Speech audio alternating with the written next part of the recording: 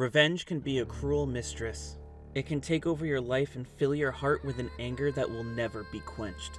But what would happen when two unstoppable beings who can overcome even the strongest gods with their anger clash in a fight to the death? Well, let's find out in this next divisive death battle, which is...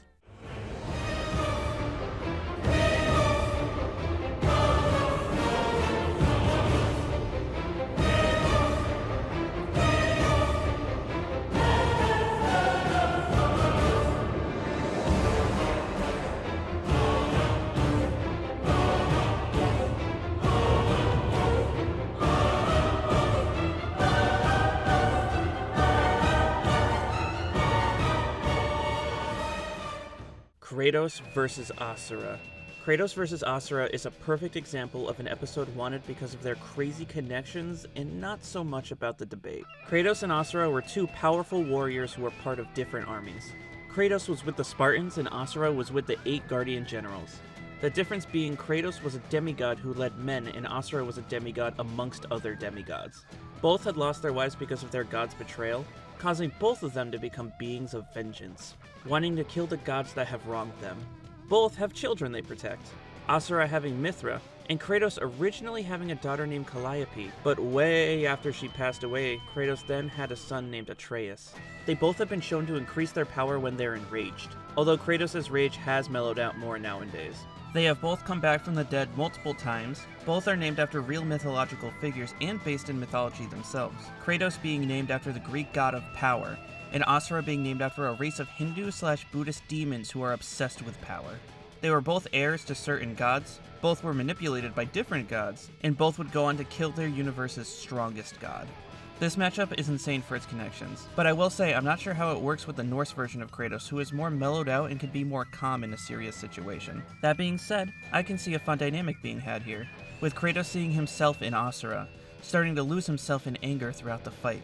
Speaking of the fight, we have a lot to go over, so let's start with Kratos. Kratos has a pretty massive variety of weapons, magic, and relics that he can use for this fight, but for the first part, let's stick with what he can do in God of War 2018 as well as God of War Ragnarok. Kratos wields the Leviathan Axe, an ice elemental axe that can do a fair many things. He can throw his axe anywhere and no matter where it lands, he can always recall it back to his hand.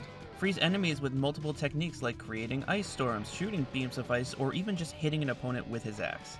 And he can also imbue his shield with ice. But if you're looking for something a little different, maybe ice just isn't your style, and I understand that. I enjoy some Valentina from time to time. But these two flaming blades are called the Blades of Chaos. Kratos has had similar blades before, like the Blades of Athena or the Blades of Exile, but they are more or less the same weapon, and Kratos currently wields the Blades of Chaos, so it's the obvious choice for them to make. These blades are attached to Kratos' arms by chains, so Kratos can use those chains to increase his range, grapple foes by stabbing them and swinging them around, and control flames in multiple ways by setting his blades on fire, creating a type of firestorm, and creating explosions when slamming his blades into the ground.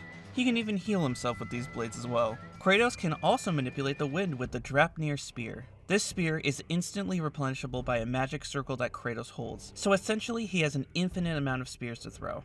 This spear is imbued with wind magic, so it can wield the wind in many ways, like pulling enemies towards him, pushing them away, blowing up someone with wind pressure, and even creating whirlwinds. This spear can also be used to zipline across the environment and siphon off an enemy's magic. The last weapon Kratos uses is the Blade of Olympus, which is a massive blade that holds all of Kratos' power from when he was the god of war. This blade can also create whirlwinds, shoot beams of energy, and generally is Kratos' most powerful weapon. Kratos has quite a few shields he uses as well. First, he has the Guardian Shield, which can parry attacks, reflect projectiles, and can be used to bash and stagger enemies. This shield has a slight upgrade called the Spartan Aspis, where the only real difference is that the shield has a stronger parry. These shields will be the ones most likely used, but Kratos did obtain other shields when he didn't have access to his Guardian Shield. These 4 shields can do some pretty unique things, like the Stone Wall Shield that the more it blocks attacks, the more a meter builds up, and once the meter is full, Kratos can create a shockwave to stun enemies around him. The Dauntless Shield is similar to the last but builds up that same meter through parries and not blocks. The Shatter Star Shield can block attacks and absorb their energy. Kratos can then punch that shield and release that energy back into the opponent. And lastly, the Onslaught Shield becomes stronger the longer Kratos charges at an enemy. Apart from weapons, Kratos has multiple armors that can increase all of his stats as well as making him harder to stagger. And he has multiple talismans that can also increase his offense and defense, as well as create barriers, shockwaves, give him a strength boost when he's near death, heal himself, slow down time, slow down enemies, make his attacks unable to be interrupted, and even weaken an enemy with some sort of mist. The last thing that I know they will give Kratos is his Spartan Rage. This is a mode where Kratos is enveloped in flames and all of his stats increase, as well as making him invulnerable. This covers everything I know Kratos will have, but let's cover his potential equipment. Death Battle has given people equipment and abilities that they have lost before, so I think it's safe to say that not all of these options are off the table, even if Zeus did destroy some of this arsenal himself.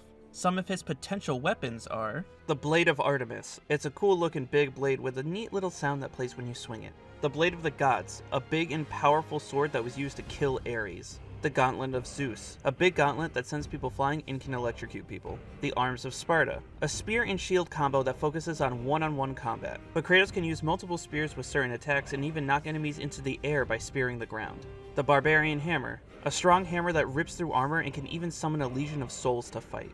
The Spear of Destiny, a long spear made of purple crystals. This spear can extend and retract, shoot purple projectiles, create explosions, and stick crystals into someone else's body to make them explode. The Claws of Hades, a whip-like blade that can summon any soul that Kratos has killed with it, absorb souls, and swing Kratos around the stage. The Nemean Cestus, two giant gauntlets that can break any armor, extend and retract on a chain, and create shockwaves by hitting the ground. The Nemesis Whip, not the Nemesis Bloodright Whip, a multiple-bladed whip that can extend outwards and slice enemies apart as well as electrocute foes. Kratos also can directly use magic without items in the older games. These spells include Poseidon's Wrath. Kratos creates an electrical field around his body. Medusa's Gaze. He can turn people into stone after pointing Medusa's head at them. Zeus's Fury. He can throw bolts of Zeus's lightning. Army of Hades. Kratos summons an army of the undead to fight for him. Ifrit. Ifrit? I don't know how you say it. A fire beast that slams into the ground and burns enemies. Light of Dawn. Kratos can shoot light bursts at enemies. Charon's Wrath. Kratos shoots flames from a mask at enemies and causes them to continuously burn. Fire of Ares. Can burn his blades of chaos to incinerate foes. Ice of Poseidon. Can freeze his blades of chaos to freeze enemies. Lightning of Zeus. Can electrocute his blades to electrocute foes. Soul of Hades. Can revive the dead by slamming his blades into the ground. Eye of Atlantis, a powerful electrical attack that destroys the enemy's body and potentially destroys the enemy's soul. Scourge of Aranis, can create the Sword of Void to suck enemies in and drain their life force to heal Kratos. Horn of Boreas, a horn that summons ice storms to freeze any nearby enemies when swinging it. Typhon's Bane, a bow that can shoot gusts of wind, and can even create whirlwinds and tempests with its power. Kronos' Rage, lightning orbs that can electrocute enemies. It can even create electrical explosions. Head of Uriel, another Gorgon head like Medusa, but this one can freeze multiple enemies with one flash. Atlas Quake. By stomping the ground, Kratos can create earthquakes to send giant boulders down on his enemies. Bow of Apollo, a bow that is essentially the same thing as Typhon's Bane, but with fire instead of wind. Some other relics and abilities Kratos has are Rage of the Gods. Kratos turns into a form where he does more damage and takes less damage. Poseidon's Trident lets Kratos move and breathe underwater. Sun Shield, a shield that can parry and reflect projectiles and physical attacks. Amulet of Ouroboros, a time-manipulating amulet that can revert time on an object, but is also used in combat to slow down opponents and leave them open. The Oath Stone of Orcos, a stone that will create a clone of Kratos that can perform certain attacks before disappearing. Aphrodite's Ambrosia, pretty much just a powerful kick attack. Rage of the Titans, Kratos will essentially engulf his body in flames and burn anyone he or his weapons touch. This can turn into a fiery inferno if his combo meter fills up enough.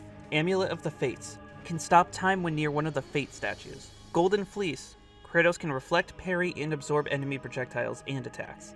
Icarus Wings, Kratos grows wings and can almost essentially fly, although it does have its limitations. Head of Helios, literally Helios' head. It can light dark areas and daze enemies. Boots of Hermes, boots that make Kratos faster, can run on walls, and leave a trail of fire that explodes. Kratos has multiple urns that can do things like make his magic have infinite power and give him the ability to turn enemies to stone, but I honestly don't think they'd give him any of those. All that to say, Kratos can do a lot. But will it matter at the end of the day against someone as overwhelming as Asura? Well, let's find out. So to be real, Asura is nowhere near as impressive as Kratos in terms of what he can do, but that doesn't mean he is a pushover.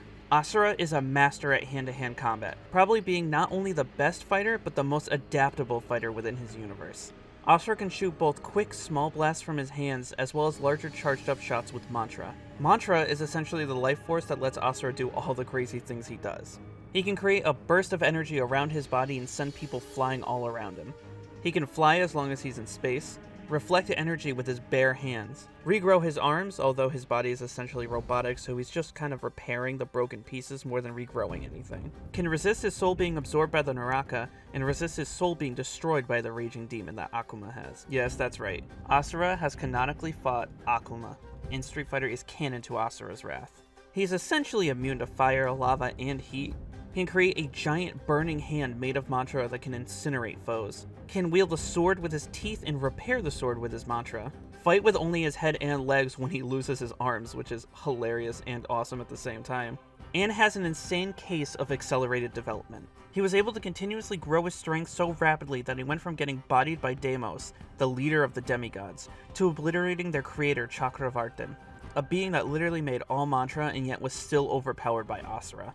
Asura uses a mantra reactor to convert mantra into energy, meaning that Asura must be absorbing a large amount of mantra while continuously fighting. Asura was even knocked from his strongest form to his weakest form, and still managed to kill Chakravartin after such an insane decrease in power. Speaking of forms, let's get into that, even though it'll be pretty quick because they're pretty simple.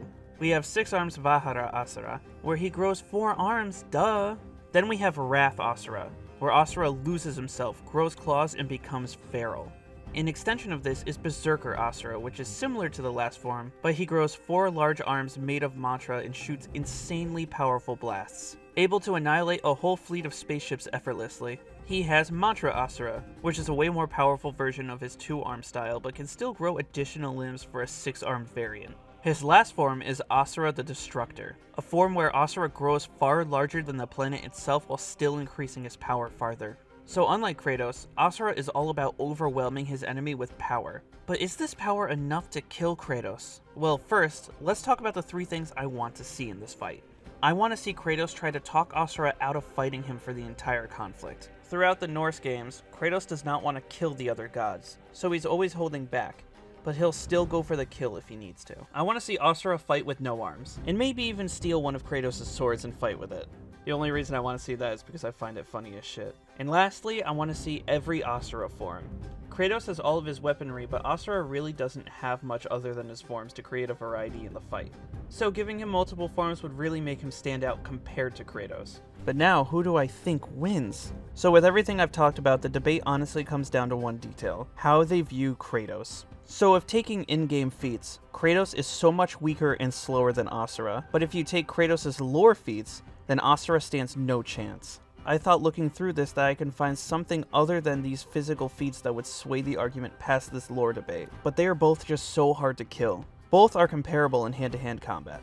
Asura seems more skilled, but they've both outpunched anyone in their verse. But Kratos is also a weapon master who is generally smarter in terms of combat, while Asura is more straightforward. Kratos has ways to destroy and steal souls, but Asura has shown immunity to soul absorption and destruction. Asura and Kratos are immune to both flames and heat, so those abilities on both sides won't do much. They both have ways to heal themselves and keep fighting indefinitely, but only Kratos has abilities that can trip up Asura. Kratos can summon an undead army, freeze Asura, turn Asura to stone, and most importantly, can revive himself better. Now both Kratos and Asura have died, Kratos 3 times and Asura twice. But when Kratos dies and comes back from hell, he comes back during or right after the fight he had died in, meaning not much time has passed. The 2 times Asura comes back from death, the first time took 12,000 years and the second took 500. I can see them saying Kratos could have gone on indefinitely, but Asura's takes too long, giving Kratos the win. Seeing as they gave Bill Cipher the win, even though Discord could revive himself after a very long time had passed. Plus, I think they'll give Kratos his lore feats. Just full stop, I just think they'll give him his strongest feats. So even if Asura becomes giant, eclipsing Kratos, I think Kratos could still overpower him. Asura does have insane accelerated development, but we're talking about the difference between multi-galaxy and low complex multiversal levels of power, and Asura is massively faster than light plus speeds compared to Kratos' potentially infinite speed. I think the gap is just way too big for Asura to take the win. But let me know what you guys think. Maybe there's something I've missed. Who do you think wins and why?